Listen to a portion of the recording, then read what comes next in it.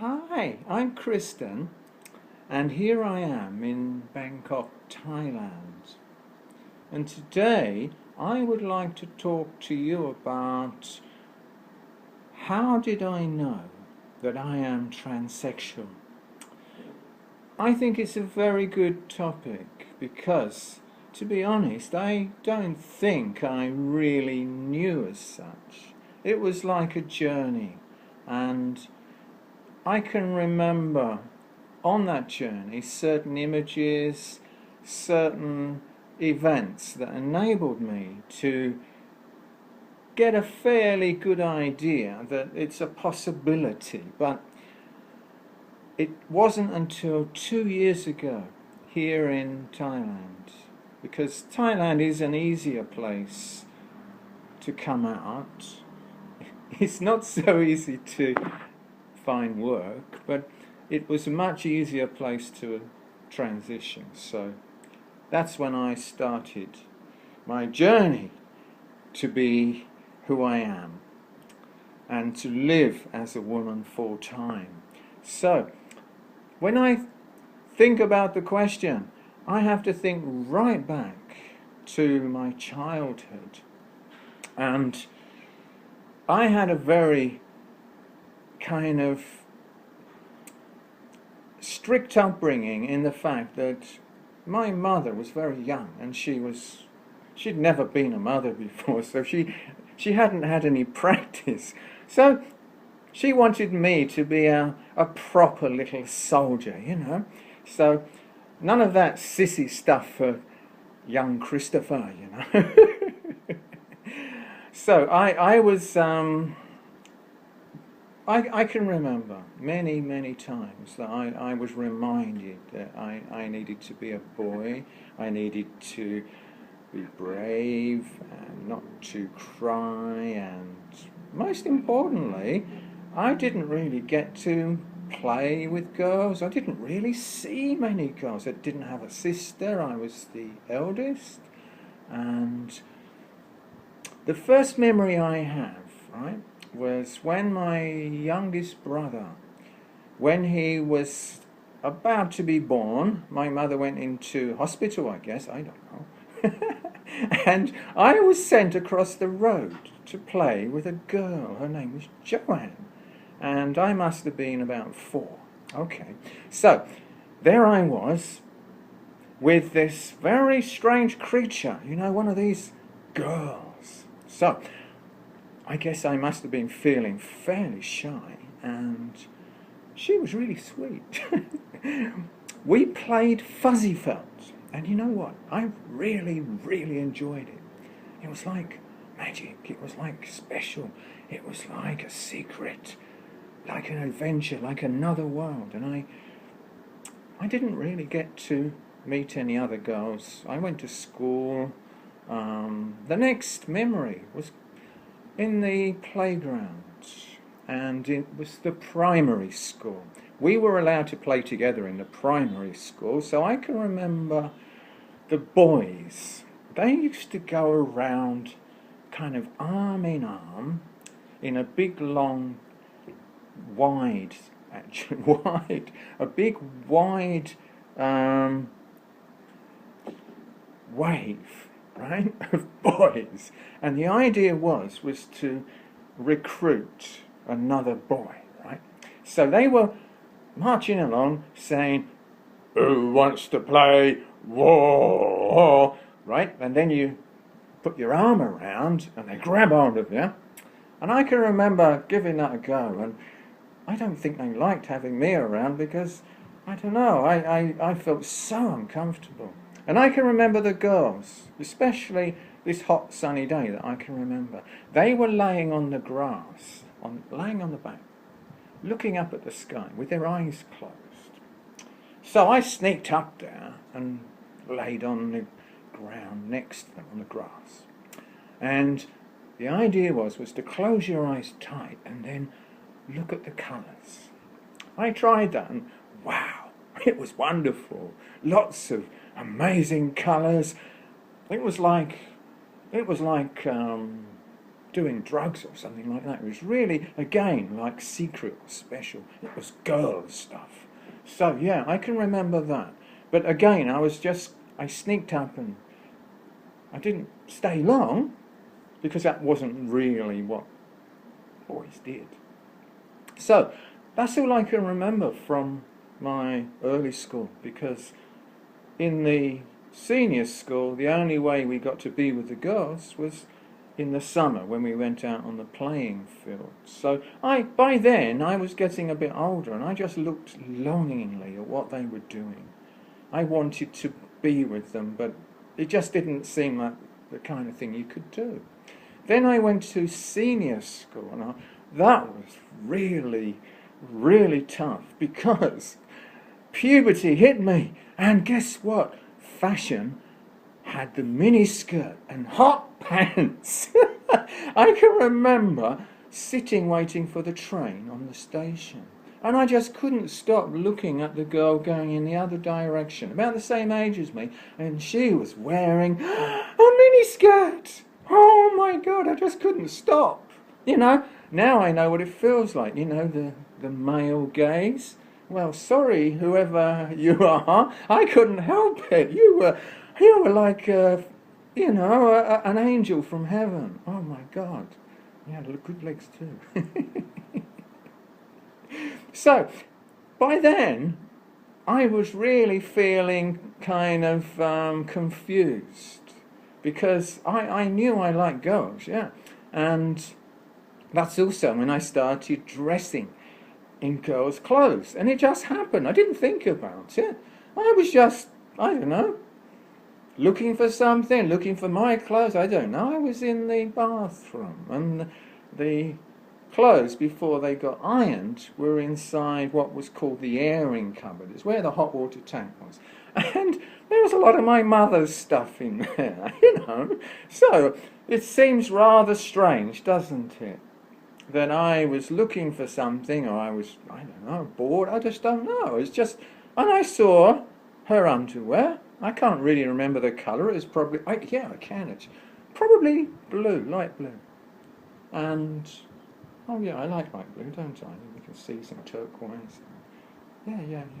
So yeah, it attracted me without it was no premeditation. It was just spontaneous. I just put them on. And the thing I remember is the fabric. It was very silky fabric. It was very arousing, and you know, I did what young boys do, I gather. And I used to do that a lot. I used to try on my mother's clothes, and then I would get satisfied, but the feeling afterwards was, oh my, I shouldn't do that, I'm a boy, and I felt so guilty.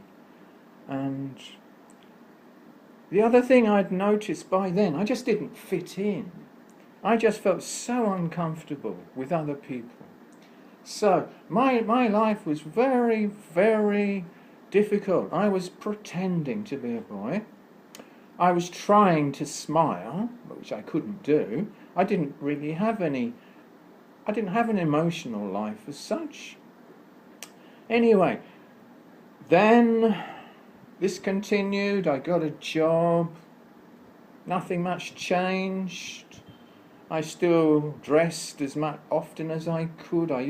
Oh yeah, this is interesting. I used to go into my mother's bedroom and snoop, looking for clothes. I'd open the drawers and find tights and all kinds of anything that I could wear. Oh, it was so exciting. But one day, yeah, you know, I got caught, didn't I? Yes, my dad came in there, and there I was with my mother's tights. And, oh my God! But you know what? He looked embarrassed. Nowhere near what I was feeling, I gather. I don't know. But he actually went out again. He didn't say anything. So he knew that I knew that he knew that I was wearing my mother's clothes. Okay. I still didn't know that I hadn't heard any information about being transsexual. For me, it was just something really strange that I wanted to do, and I didn't know why, and I felt so guilty about it. So I had a job, I met a girlfriend, we started going out, we got engaged, we started living together, and guess what? She was a girl and she had girls' clothes. Yeah. You know, that's what I did.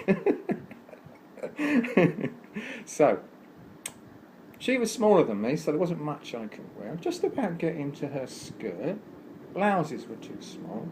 Underwear, yeah. And I made do with that. And she didn't know about it. And the most exciting thing was, which I feel a bit bad about, but when I stayed at her place, she had a sister and she had girls' clothes too.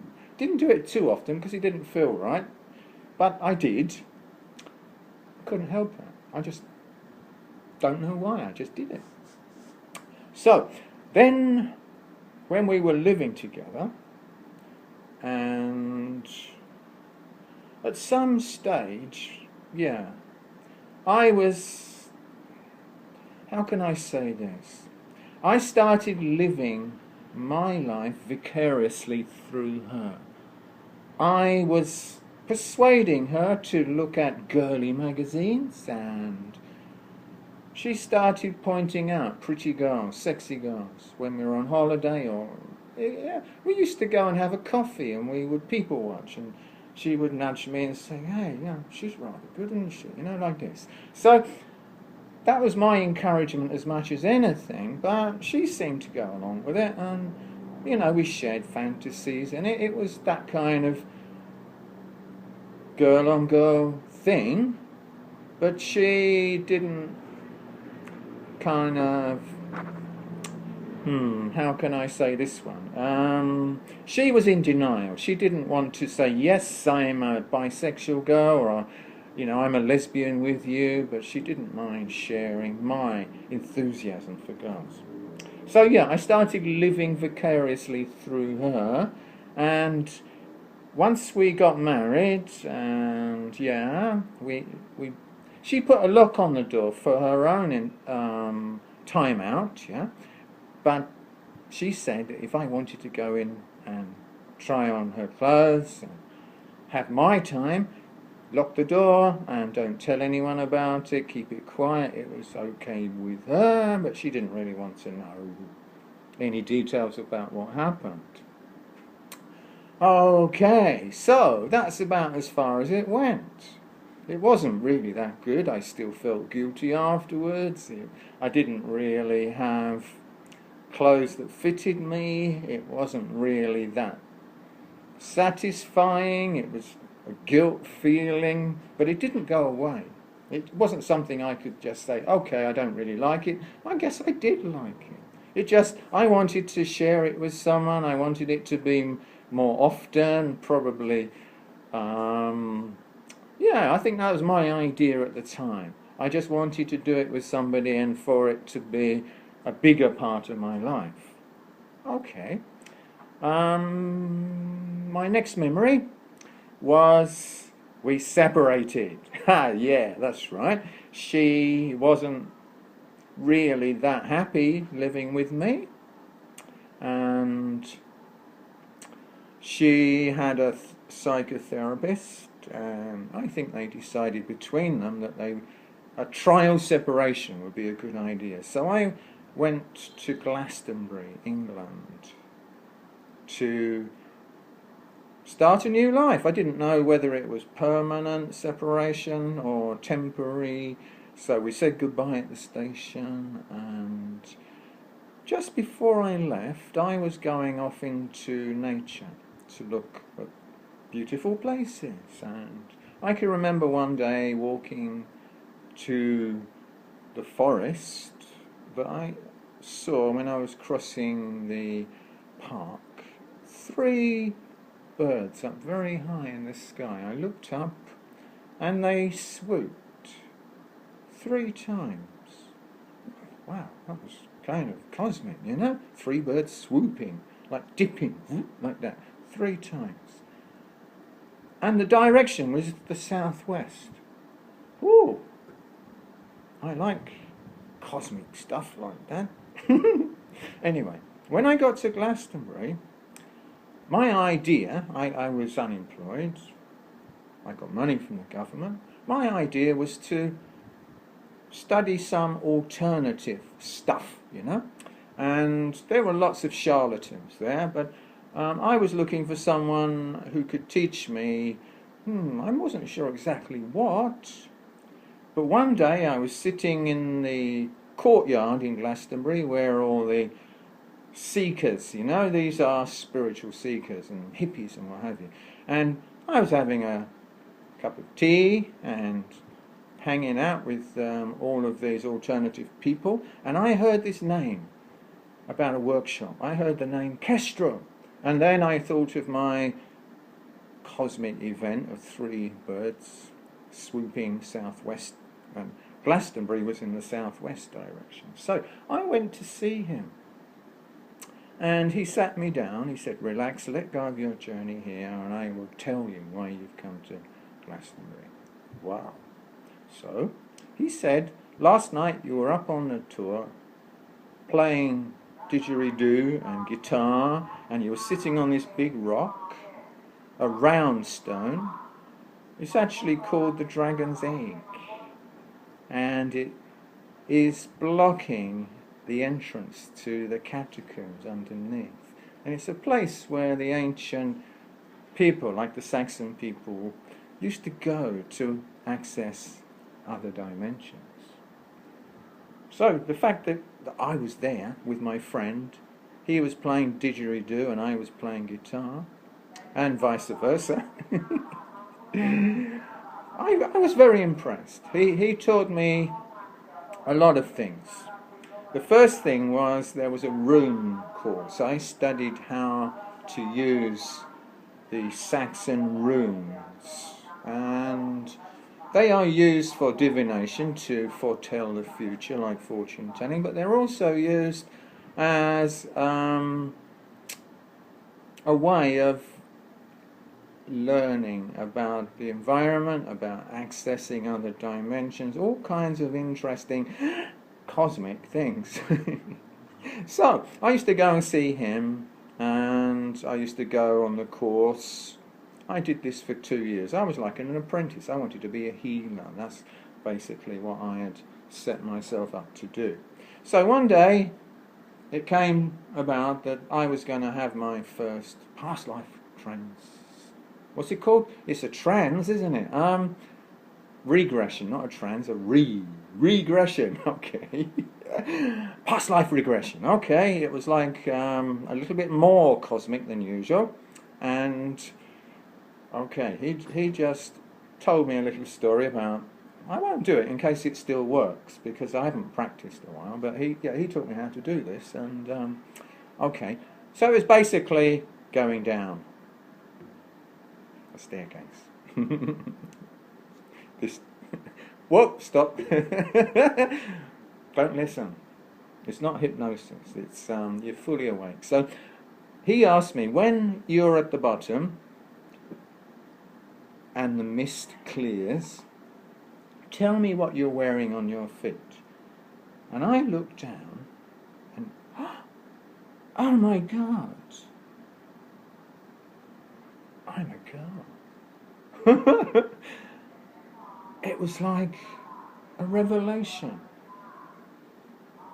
Because in a regression, you're fully awake, aware, but it's like watching a video of yourself.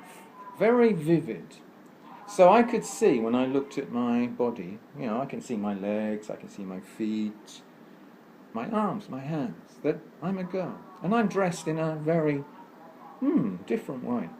And just from how I feel, my surroundings, what I'm wearing, I don't know where it comes from, but I just knew that I was young. I was a neophyte, priestess in the temple of Artemis. Okay, so this regression continued, and I got to find out that I had a boyfriend, a classical Greek guy, and he wasn't impressed that I was a feisty, uppity kind of girl, you know. I didn't go along with what he wanted from me. I wanted to be a priestess. I didn't want to go and live with him in some boring town. I wanted to continue my, my apprenticeship. I wanted to be a priestess. I was just a trainee, if you like. So anyway, he took me to this small desert island with no water and left me there. The boat went away and there I was. So, that was the end of that life. I kind of didn't really know what to do with that. It was a bit too far out and cosmic even for me, Whoa. I was a girl. I had I died. So that was a kind of major event in my spiritual journey and in learning about being transsexual. Because what happened? What happened? I had a girlfriend who was a student from Kestrel's course the year before. And the very first date, she talked about how she liked guys that dressed up in women's clothes. And I said, that's strange. Spooky coincidence, but I like to do that. That was the first date. Anyway, very quickly we moved in together and we had some wonderful times together, and she used to encourage me to explore my feminine side, and she used to dress me, paint my nails. We used to go out and I'd be wearing some item of girls' clothes and maybe nail polish, and being a hippie town, it wasn't too difficult to go out like that. I wasn't full-time, but it was like fun, and I was sharing it with someone else, and I guess I was feeling much more confident and relaxed and happy with myself. The only thing is, the relationship ended. We split up. It wasn't easy. She had a daughter, and there was jealousy with my children. So, about, I would say, 2 or 3 months after my regression, I spontaneously, without any thought again, this is like another major event in my journey and me getting to realize, getting to know that I was transsexual. I just spontaneously asked a customer, I was selling gemstones, so it was my new business. I asked a customer, can you get me estrogen? And it was like, I didn't even really hear myself say that. I just kind of, I don't know, it was that feeling I used to get when I used to buy girls' clothes. By then I was going out shopping. I bought a mini skirt, purple velvet, and I wore it. I had a night out dressed up. It was the 21st of December, Yuletide, and you're allowed to dress the opposite. You can, do whatever you want. Yuletide, special traditional time, especially in Glastonbury. So that night I was a girl, and I was buying clothes, and I know that feeling of excitement to go and do something like that, to buy a miniskirt or underwear or whatever. So I had that feeling, but I heard myself say this, but it was like it wasn't me. It was like, can you get me some estrogen? And you know what? She said, yeah, sure.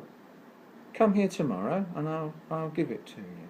So I went there next day. She handed over the package. It was a month's supply. I took it, and fairly quickly, within a day or two, I was feeling different. I started to feel a soft area on my hips. I can remember that, and my nipples were tingling, and it was really good. And when it ran out after the month, I thought, wow, I need some more. So by then I had swapped some clothes with some girls in town. I had a fairly nice little collection. I wasn't full-time, but what I did, I went to see my doctor in Glastonbury. She was a woman. I had my suede skirt on underneath my combat trousers.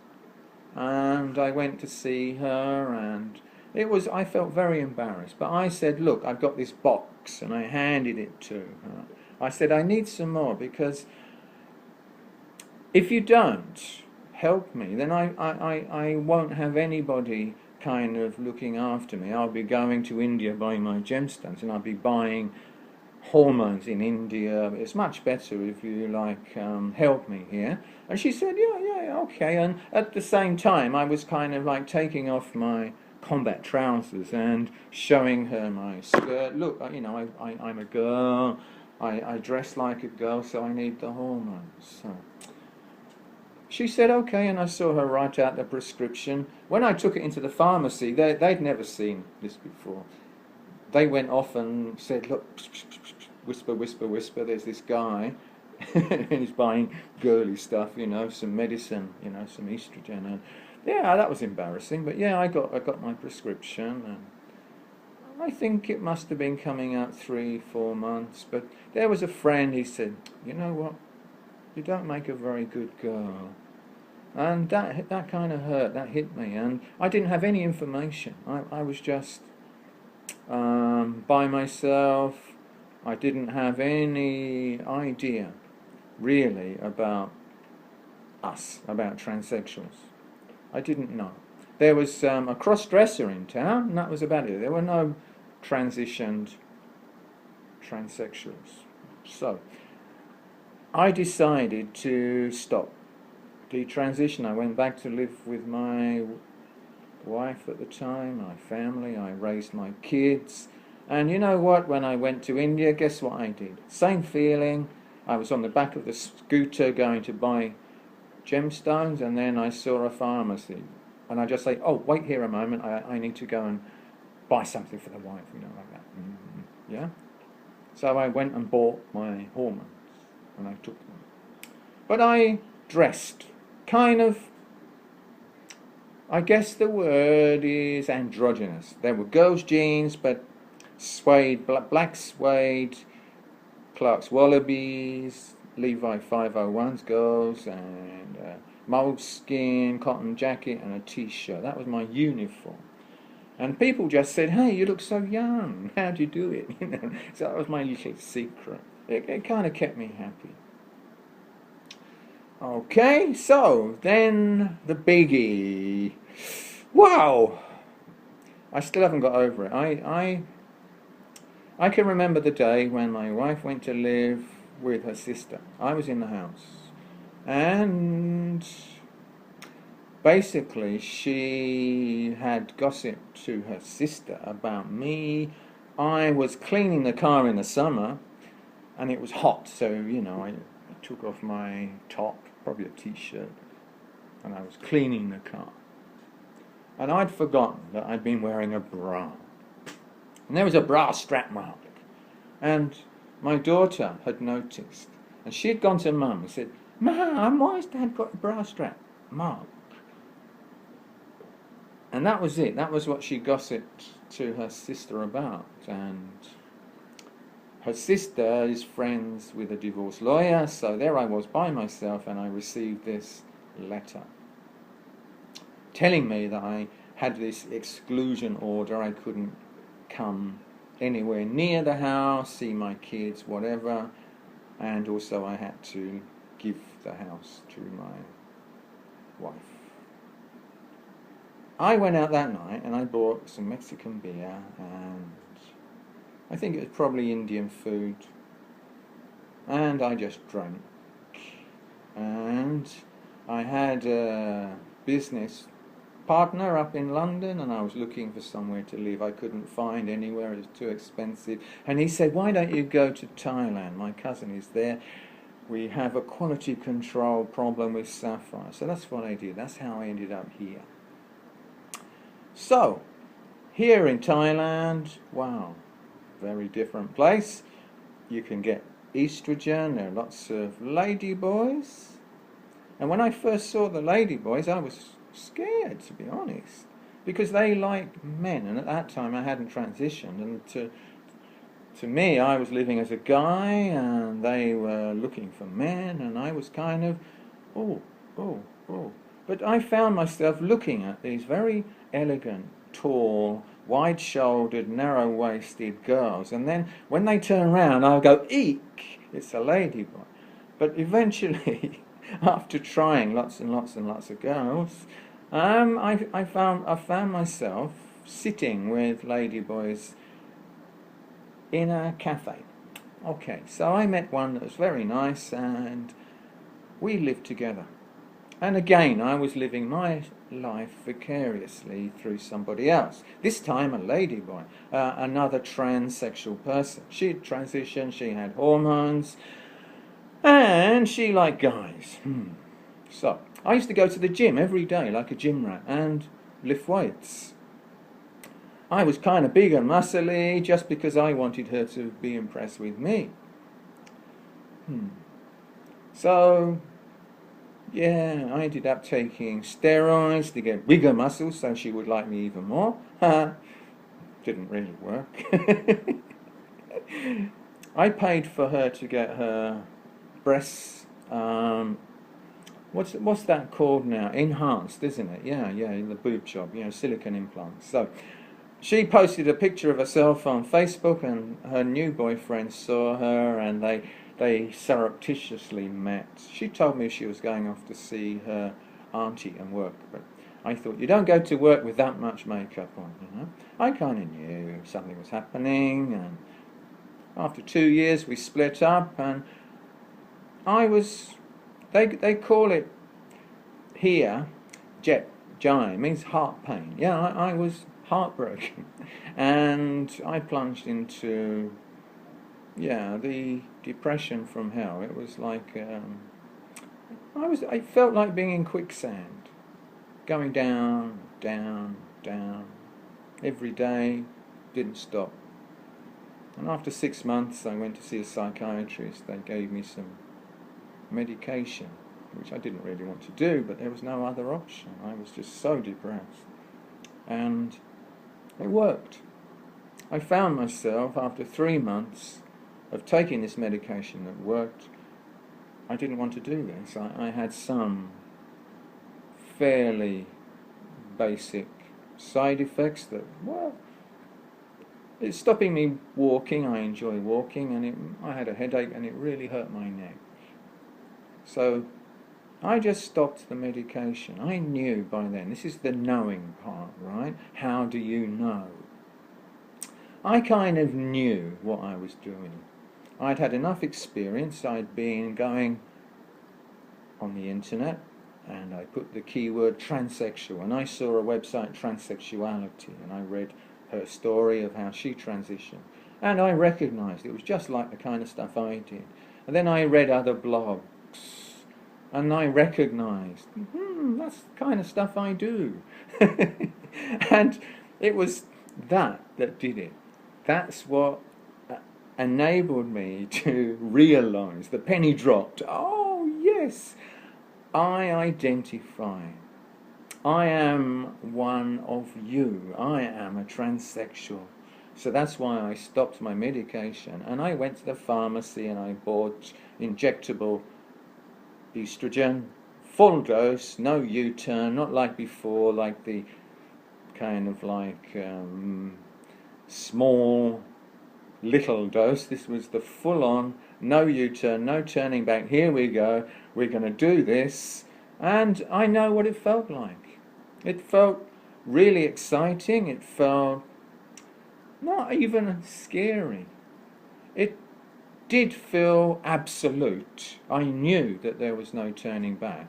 That was 2 years, 2 days ago. And you know what? It was the best decision of my life. My life totally changed. I'm happy. I've got an emotional kind of dimension that is beyond words. I could never anticipate that when I was a guy, part-time, dressing, small dose estrogen. I just didn't know.